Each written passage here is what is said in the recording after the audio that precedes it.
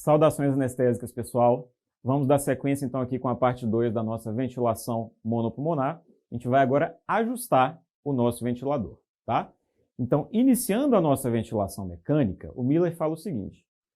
Cara, na hora que você entubou ali, que induziu anestesia geral, seu paciente fez atelectasia. Na hora que você colocou em decúbito lateral, também, certo? Lembra daquele gráfico da questão anterior, que dizia que a atelectasia chegou em 10%? Então, por que logo depois de começar a ventilação monopulmonar, você não faz uma manobra de recrutamento? Certo? Recupera esses alvéolos aí. Você já perdeu um pulmão inteiro de ventilação. Vamos aproveitar bem o pulmão que sobrou? Então vamos dar uma recrutada. E aí o Miller fala assim, não precisa recrutar com muita violência não. Coloca aí 20 centímetros de pressão na via aérea e segura esses 20 centímetros por 20 segundos. Tá? Segura aí, você vai ganhar uns alvéolos de volta. Ganhou os alvéolos? Bacana, recuperei os alvéolos. O que eu faço para não perder os alvéolos de novo? Coloca a pressão ali. Não deixa a pressão cair demais não, para eles não fecharem. Coloca uma PIP, certo? Vamos colocar uma PIP. Qual PIP? Vamos colocar 20 de PIP, que é para não perder, né? Foi 20 para recrutar? Não, né, gente? PIP tem consequências. Uma das consequências é particularmente importante aqui. Deixa eu te mostrar esse gráfico. Esse gráfico é um gráfico que correlaciona a resistência dentro do pulmão, certo? Com o volume pulmonar. E olha só o que acontece. Vou colocar dois marcos de referência aqui. Volume residual, então o pulmão mais vazio possível. Capacidade pulmonar total, o pulmão mais cheio possível, certo? Olha o que acontece. Os grandes vasos, eles têm dificuldade em perfundir um pulmão vazio. Então, quando o pulmão estiver aqui colapsado, os grandes vasos vão estar com a anatomia distorcida, você puxou o pulmão, você foi acotovelando os vasos ali, e a resistência nesses grandes vasos sobe. Então, à medida que eu vier do pulmão colapsado para o pulmão cheio, a resistência nos grandes vasos cai, tá? Isso é bacana. Porém, tem um componente que é até mais importante que esse, que é a resistência dos pequenos vasos, dos vasos alveolares ou vasos intraalveolares. Se você enche o pulmão demais, se você traz ele para cá, para o lado de cá da nossa curva, o que vai acontecer? O alvéolo esticadão e pressurizado vai começar a esmagar os vasos intraalveolares e a resistência aumenta também. Então, olha só. Nos pequenos vasos, a resistência aumenta e aumenta muito, certo? Então, eu não quero um pulmão muito cheio e não quero um pulmão muito vazio. Onde que é o ponto ideal de resistência vascular pulmonar? Que é onde as duas se encontram aqui, né? Onde eu tenho um comprometimento adequado, né? Onde eu combino os dois pontos ali. Na minha capacidade residual funcional, tá? Então, o ideal é manter esse paciente sempre perto da capacidade residual funcional. Você vai procurar uma PIP que te deixe mais ou menos ali. Ou seja, com todos os alvéolos possíveis recrutados, sem hiperdistender o pulmão. Davi, falar é fácil. Me explica. Tá. Acho que você já viu essa imagem, certo? E vai ver algumas vezes ainda. Você vai ficar enjoado dessa imagem, vai decorar e vai ser bom, porque quando cair na sua prova você vai dar risada, tá? Então me deixa mostrar mais uma vez. Essa imagem é a curva de complacência no pulmão, tá? Estou te mostrando aqui, do lado de cá, inspiração, do lado de cá, expiração. Na inspiração, para abrir o pulmão, eu preciso usar mais pressão do que para manter ele aberto depois, certo? Isso chama esterese. Já falamos disso. Se eu olhar aqui para baixo, eu vou ver que aqui embaixo eu tenho uma grande variação de pressão com uma pequena variação de volume. Isso chama complacência baixa. Por que a complacência aqui está baixa? Porque eu estou na área de atelectasia. O pulmão está trabalhando num volume mais baixo, certo? Aqui, volume alto aqui em cima, volume baixo aqui embaixo. Então o pulmão está ventilando muito vazio, tá? Quando eu saio desse ponto aqui, olha só, agora eu tenho um volumão com uma pressão menor do que eu tinha aplicado aqui atrás, eu fiz muito mais volume, certo? Eu entrei na zona de complacência ideal.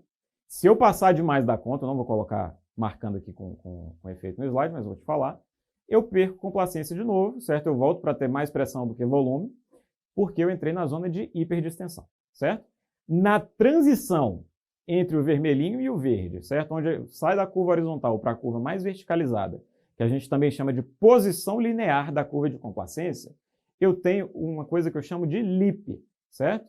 É Lower Inflection Point, é o ponto de inflexão inferior, certo?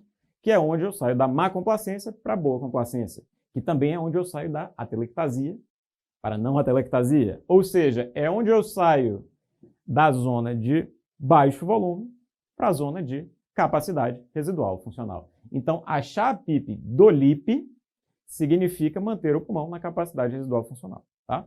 Na maioria dos cenários é assim que vai funcionar. Às vezes o pessoal fala assim, olha, vai lá no LIP e sobe um pouquinho mais, bota 2 pontos acima do LIP, que é para você não errar, não deixar ter a atelectasia mesmo. Então pode ser também.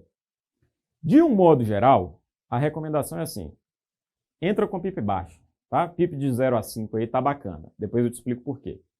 Se não tiver jeito, durante as nossas manobras de recuperação de oxigenação, você vai poder subir sua PIP até 10, mas eu vou te explicar como é que faz isso.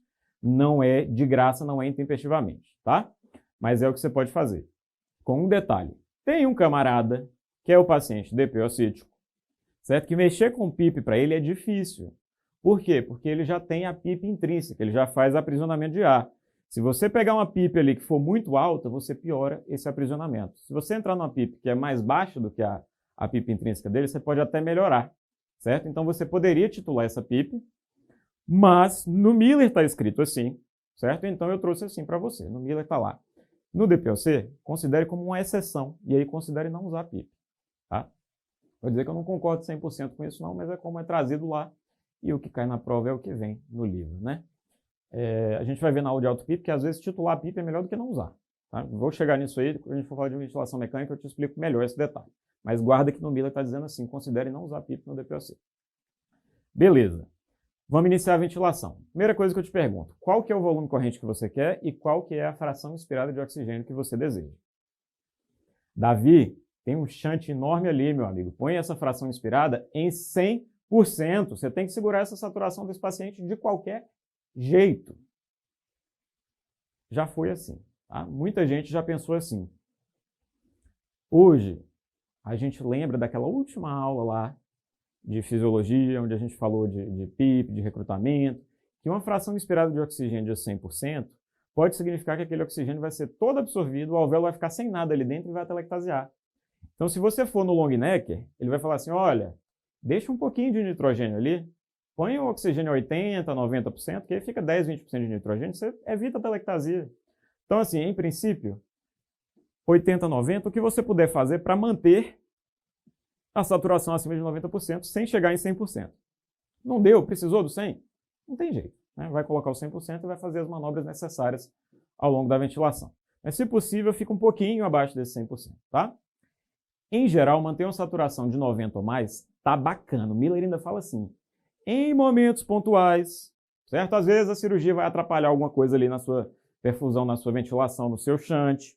Se a saturação de vez em quando cair ali para os 80 e tanto, e realmente está escrito desse jeito, ele não fala 80, um valor específico, não. Ele fala assim, os 80 altos, né? Que na nossa tradução seria os 80 e tanto.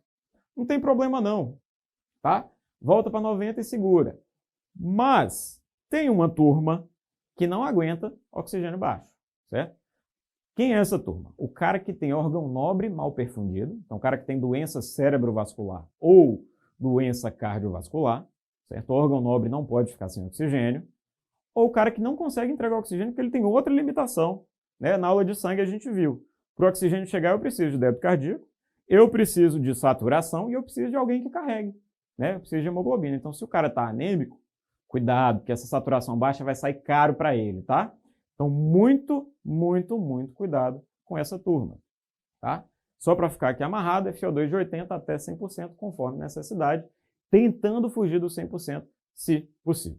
Volume corrente. Antigamente o pessoal falava assim, meu amigo, você perdeu um pulmão, ventila isso aí com tudo que você puder, põe 10 ml por quilo. Você pode ver alguma fonte antiga, algum artigo antigo, dizendo isso aí. Acabou, tá? 10 ml machuca pulmão, 10 ml não tem benefício, 10 ml pode até hiperventilar, fazer hipocapnia que a gente não quer, porque desfaz a vasoconstrição pulmonar hipóxica, né?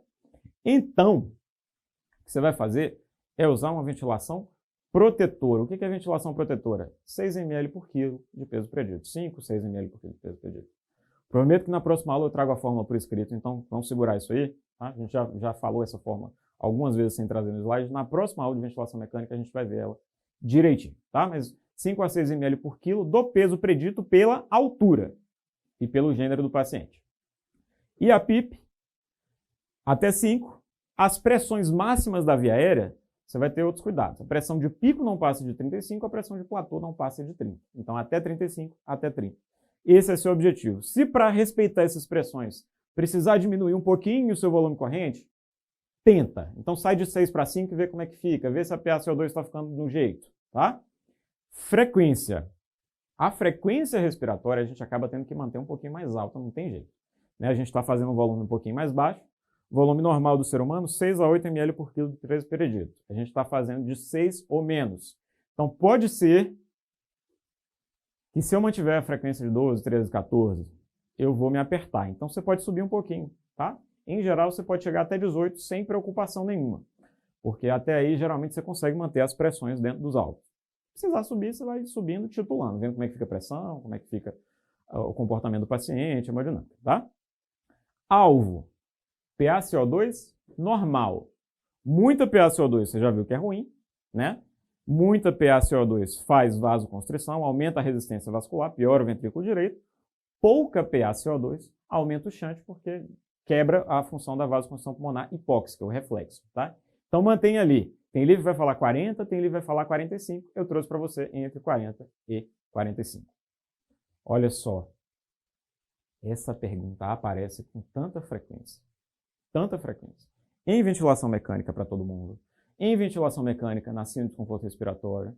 E em ventilação mecânica em torácica. Qual que é o modo ventilatório mais protetor? PCV ou VCV? Aí você vai pensando, olha, PCV, pressão de pico é menor, mas não garante volume. VCV me dá o volume, certo? Então eu consigo saber exatamente como é que eu estou fazendo de volume minuto aqui, mas pode passar da conta na pressão de pico. Então, meu amigo, tanto faz. Tá? Pode ser PCV, pode ser VCV, nos 3 cenários que eu falei. Tanto no paciente crítico lá da SARA, hoje é SDRA, né? Quando eu fiz medicina era SARA. Quanto aqui, quanto no paciente normal que você está ventilando em cirurgia. Tanto faz, contanto que você respeite as metas de pressão e volume corrente, use o que você quiser. Agora, tem situações específicas, né? Tem situações onde a pressão de pico me dá medo. Em geral não, mas olha, imagina que o paciente tem uma bolha, né? Bolha na via aérea. Se eu botar pressão demais, essa bolha rompe e vira um pneumotórax. Pneumotórax sob pressão, né, da ventilação mecânica. Vai virar um pneumotórax hipertensivo assim, ó. Então, na bolha, talvez valha a pena usar PCV. Ou esse paciente acabou de receber um transplante de pulmão, está cicatrizando ali, está tudo frágil. Às vezes vale a pena você manter a PCV também. Quer ver outra indicação interessante? Quando o paciente vai usar um bloqueador brônquico, certo? Bloqueador brônquico tem limite de pressão, certo? Geralmente a recomendação é não passar de 30 centímetros de pressão de pico. Por quê? Porque se a pressão subir demais pode ter escape. Pode acabar entrando onde não deve, você pode acabar tirando o bloqueador do lugar, né? Pode acabar ventilando o pulmão que não era para ventilar, porque o selo do bloqueador não está conseguindo impedir a passagem de ar. Então, nessas situações, talvez o PCV seja melhor, mas não é uma coisa que vai mudar a mortalidade no geral, não. Então, em geral, vale para os dois, na maioria das questões de prova que te pedir para comparar um com o outro, em qualquer cenário de ventilação, fora das situações muito específicas, tanto faz o seu modo ventilatório. Beleza, Davi, entendi. Fiz tudo isso, terminei, entreguei meu paciente, o cirurgião começou a operar, ajustei meu ventilador direitinho, fiz as contas todas que você pediu para fazer, tudo dentro do limite, só que a saturação dele está caindo. Davi, o que que eu faço?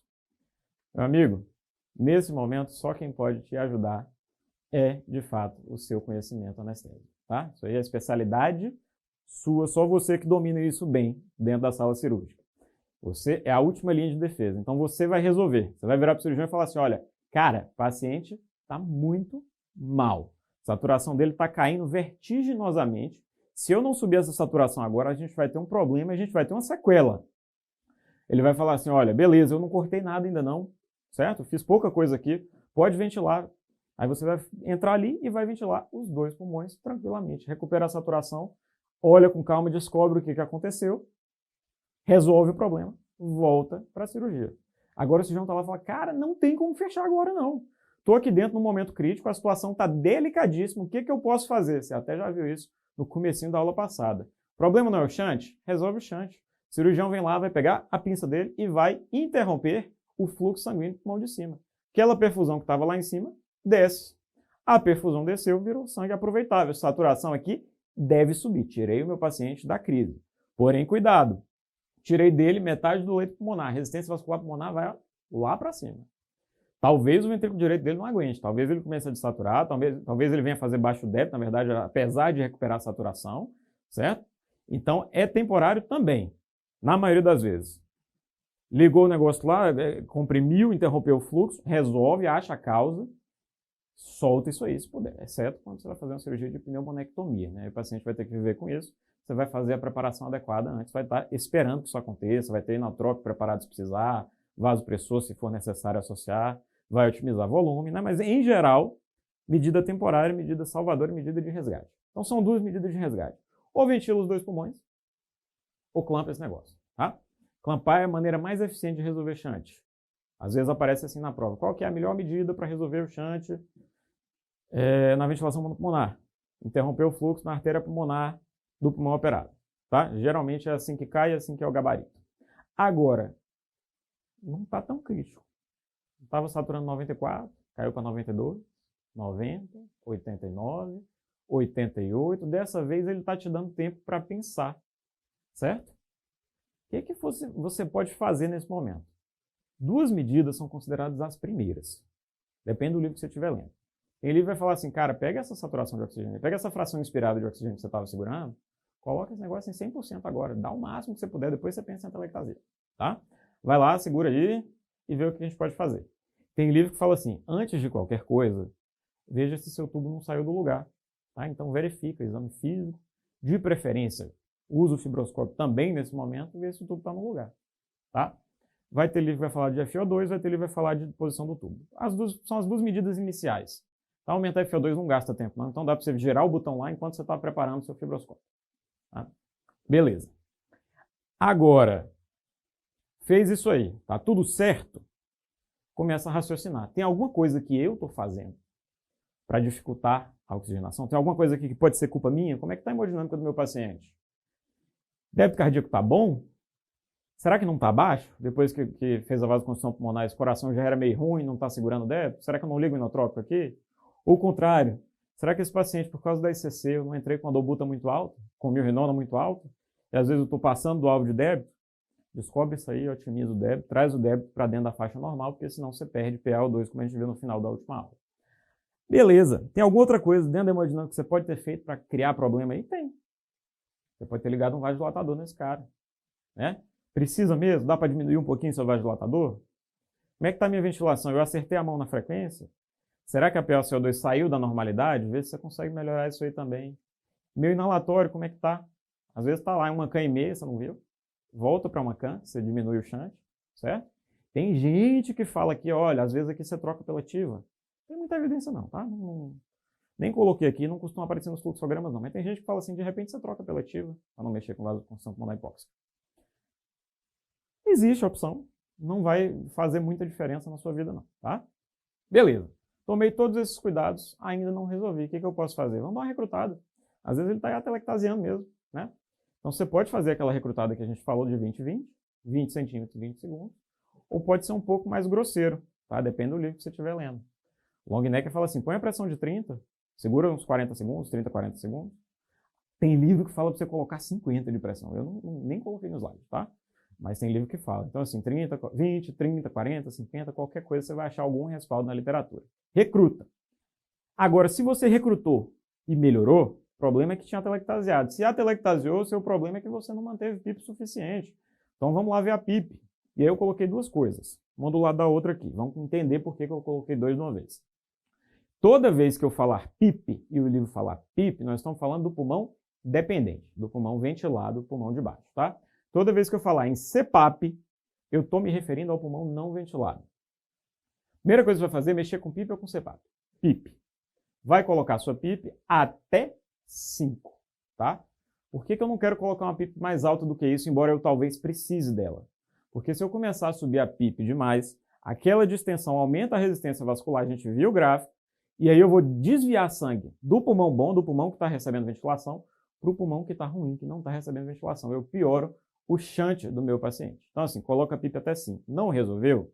Conversa com o cirurgião. Fala assim, cara, tá muito difícil aqui.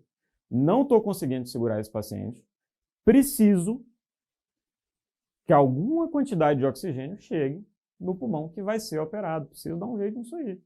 Aí você pode ligar uma fração de oxigênio de 100%, certo? Não é no seu ventilador, é num aparato separado, que pode ser outro ventilador ou uma válvula de PIP, são válvulas específicas, é uma coisinha que você encaixa na ponta do tubo, põe um fluxo de oxigênio ali e abre a válvula, configura a válvula para deixar ali uma pressão de tanto, né? Fala assim, olha, chegar em 5 essa pressão, você vai deixar vazar o ar para não aumentar a pressão. Pronto, é uma válvula muito simples, tá? Muito objetiva. Mas de alguma maneira eu preciso encher um pouquinho esse pulmão, cirurgião, porque senão a gente não vai para frente, não vai dar certo. E aí você começa a aumentar a pressão de oxigênio nesse pulmão aqui, tá? Porque aí alguma coisa de ventilação chega lá, você diminui o shunt também, né? Quanto que você pode botar ali? Se for uma cirurgia aberta, em geral você consegue colocar 5 centímetros numa boa, às vezes você consegue chegar até 10 centímetros de água sem ter grandes problemas na sua vida, tá? Se for uma cirurgia aberta. Agora, nesse momento que você começou a aumentar a pressão ali, começou a passar de 5, você está autorizado a aumentar um pouquinho mais a sua PIP aqui. Por quê? Porque agora, se eu aumentar a resistência de um lado, eu estou aumentando o outro também. De um lado tem PIP, do outro tem CPAP. Então você pode parear. Então aqui subiu 5, 6, 7, 8, 9, 10. Você pode vir para o lado de cá também. 6, 7, 8, 9, 10. Tá? Está autorizado, está permitido. Isso aí está escrito no long neck, assim que ele recomenda fazer. O Miller não fala desse escalonamento pareado, não, mas faz sentido, né? É bacana de você considerar. Agora, se for vídeo, meu amigo, se for vídeo, você está perdido. Porque qualquer pressãozinha a mais que você passar ali, a câmera não vai conseguir dar campo para o cirurgião não vai conseguir operar. Então, no vídeo, ou você não usa, você pula essa etapa do CPAP, ou, e aí o Miller te autoriza a usar uma pressão baixinha. Ele fala assim, olha, se você for até 2 centímetros de água, você está coberto, você está protegido, geralmente dá para operar mesmo por vídeo dessa maneira. Mesmo se for uma robótica, dá para operar dessa maneira. Davi não tem aparato para fazer esse negócio aí não, de CPAP. Tem alguma coisa que você pode me ajudar? Tem. Pega uma sondinha nasogástrica, desce essa sondinha pelo lumen traqueal do tubo, certo? Quando você está no tubo de duplo lumen, ele tem um adaptador proximal para passar o fibroscópio, você pode passar a sonda ali. Passa essa sondinha, desce ela ali até a altura da carina, certo? Tem fonte que fala põe no bronquifonte, tem fonte que fala põe na carina. Põe na carina, não faz. Você está respaldado nos dois. Põe ali e liga um fluxo de ar. Qual fluxo? O Miller fala assim, meu amigo, se você ligar de 1 a 3 litros, você faz uma oxigenação apneica ali e não atrapalha a cirurgia. Agora, minha intenção não é essa. Minha intenção é simular um CPAP. O que eu posso fazer? Liga mais. Põe 5, 6, 7, 8, 9, 10 litros. O long necker fala assim, se você colocar entre 5 e 10 litros, você vai ter um comportamento igual a uma CPAP de 5 a 10. Certo? Então, não tem um aparato de CPAP, não tem uma válvula, não tem um segundo respirador aqui. Você pode fazer isso, você vai simular um CPAP. O Barish vai mais longe. Fala assim, quer fazer uma oxigenação apneica de alto fluxo? Põe até 15, põe de 5 a 15 litros. Então, não está escrito em pedra, não. Tá? Cada livro tem sua conversa. Mas, em geral, não quero atrapalhar o campo? Não vai passar de 3. Quero simular um CPAP? Põe para mais. Põe ali entre 5 e 10. Beleza? Joia. Tem alguma outra coisa que eu posso fazer? Está muito difícil, está insustentável. Você fala assim, cara, vamos fazer o seguinte. De tempos em tempos eu venho aqui, eu dou uma insuflada nesse pulmão. Fica esse oxigênio ali dentro, ele vai absorvendo. Daqui a pouco eu falo assim, olha, a gente saturou de novo, vou insuflar de novo. Posso? Posso. Cirurgião concordou? Não vai impedir a cirurgia? Faz, chama reinsuflação intermitente.